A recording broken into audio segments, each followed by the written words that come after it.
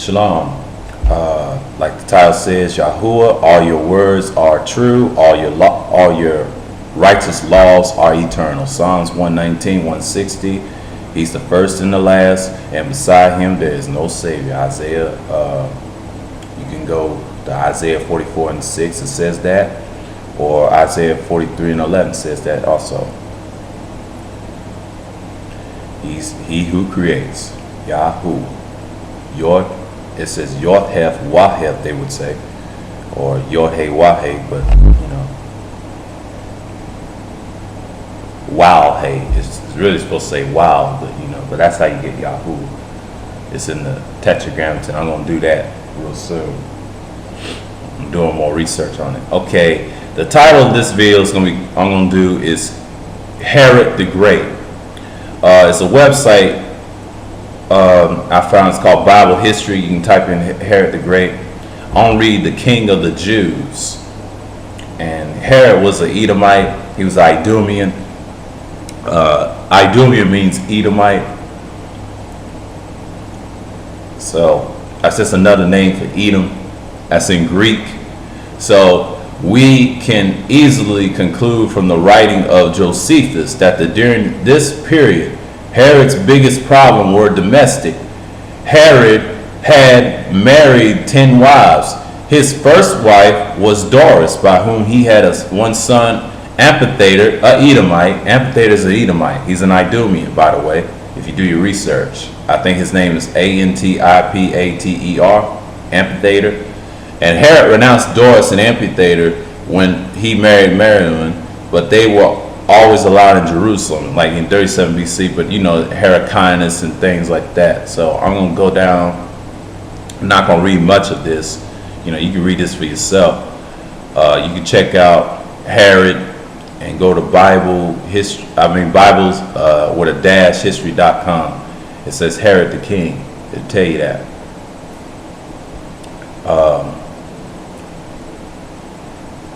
It says it's finally 5 days after the execution of Amphitheater, Herod died at Jericho in the spring of 4 BCE.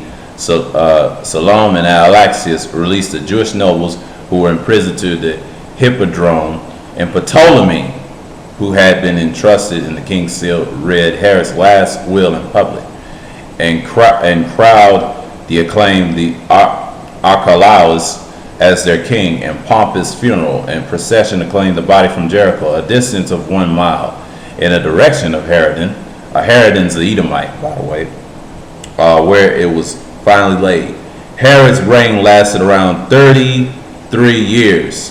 It was for the last part of one of the violence in the middle of his reign. Was by far the most peaceful. It is important to realize that though his reign was characterized by violence, but the rulers of that day were not much different than he was throughout his reign.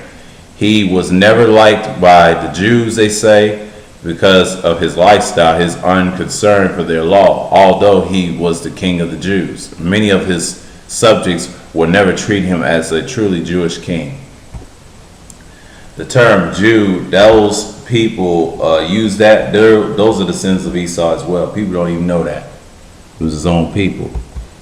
People don't, I don't want to hear all that stuff, but I'm going to go for his buildings. It's a good information. Say Herod and the Jews. This is Herod's buildings and achievements. This is his buildings. If you click on that and read more of this information. And here's what it says, Herod and the Jews. Herod had high hopes for Hellenization among his Jewish subjects. Hellenistic. Those were Edomites, by the way. They were not Israelites. They were Edomites. Of course, Herod considered himself a Jew.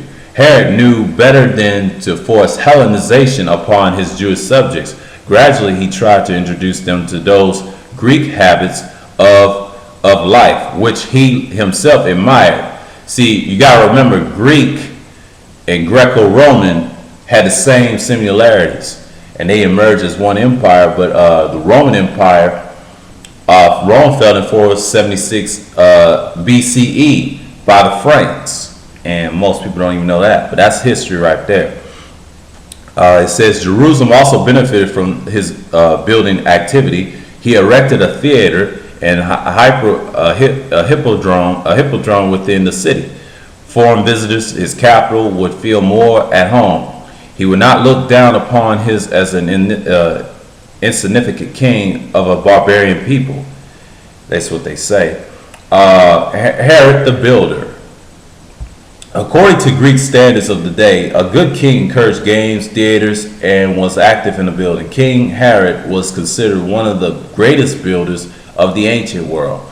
He constructed pagan temples, amphitheaters, and various Greek cities. Within and outside his dominion, Athens, Sparta, and Rhodes benefit from his liberality,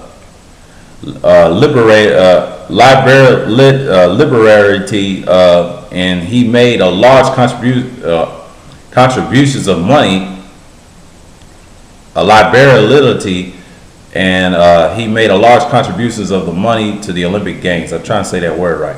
Okay, Rome was very interested in King Herod's ability to bring peace to the territories on his northeastern frontier, and I guess this granted these territories to Herod's kingdom. Trachonitis, Batanea, and Auranitis in 23 BCE. The territory of Iturea,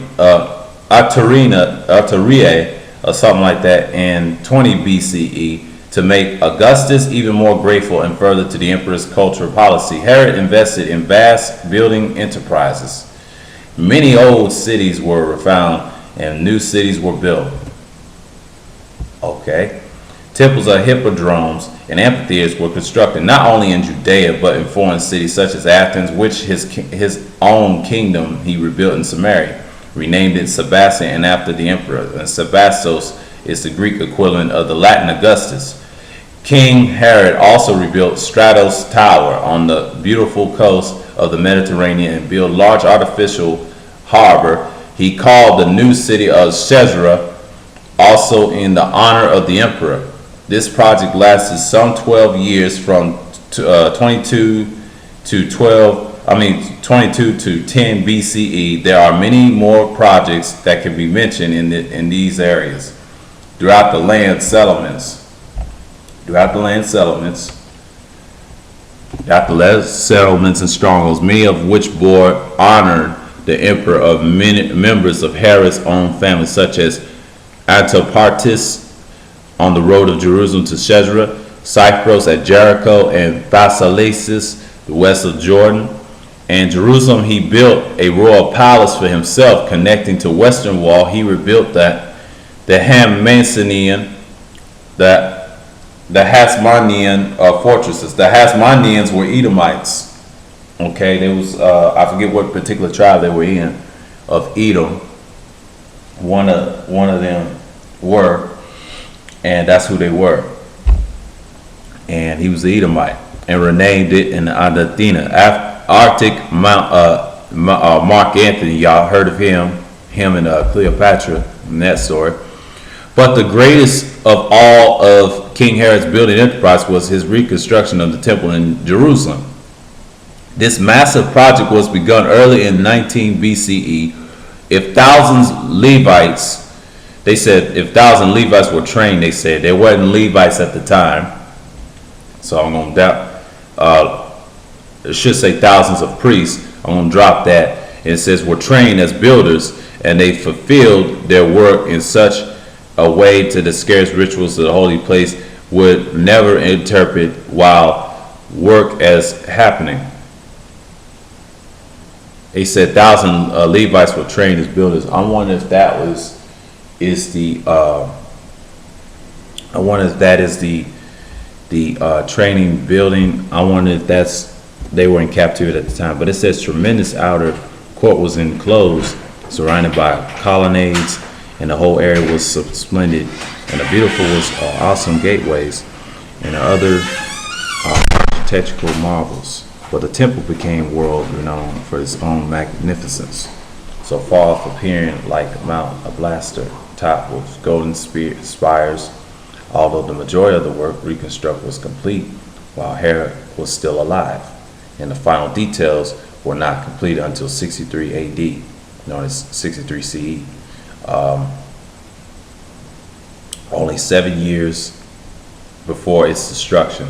They said the Jews appreciated much of Herod's building. Well, really, the Jews are Edomites, by the way, not Israel, because we was in total captivity and achievements, but would never forgive him for his destruction of the Hamanson family. They were Edomites, of course. They will not forget his Edomite ancestry. His Edomite ancestry. You heard that, didn't you? And that's the sins of Esau. So the Jews were Edomites as well, so they can't say nothing. They're the tribe of Amalek. Because we're not Jews, we're Israelites. They're Hebrew Edomites. They call themselves Israel. So no matter how much money he spent on the temple and other projects, he could never win the favor of his subjects. Augustus Caesar, Herod's friend Agrippa, said Herod's realm was far too small for his liberality. Herod's Gentile subjects, like they always say, and then were happy he liked to please them. But to them, Herod was the great. They say other achievements, and it says worth in the area of culture. This is Herod, what he did and things like that. And Herod's temple, I don't get his cruelty and his death. I don't see his cruelty right here. It's a short one. It says Herod's slaughter of the infant boys, as accounted in the New Testament, vitally reflects on the pathological character of the king. He murdered members of his own family, yet scrupulously observed Mosaic dietary laws and would eat no pork. But this provoked his Roman master, Augustus, into jesting, "I would rather be Herod's pig than Herod's son."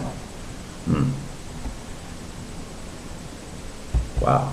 That's what they thought about this man. You got to understand, these scholars did their history and their research. And his death, it's a long one. I'm going to get it real quick. It says the Heraldom. Talk about Josephus, how he died. I might not get that because most of research this for yourself. But, this is Herod. I ain't going to get that much about him. It's going to be short and sweet. This is King Herod. You can check him out on the Bible-history.com. So with that, I want to say Yahweh bless you many times. He's the first and the last, and beside him there is no Savior. So with that, I want to say is Shalom.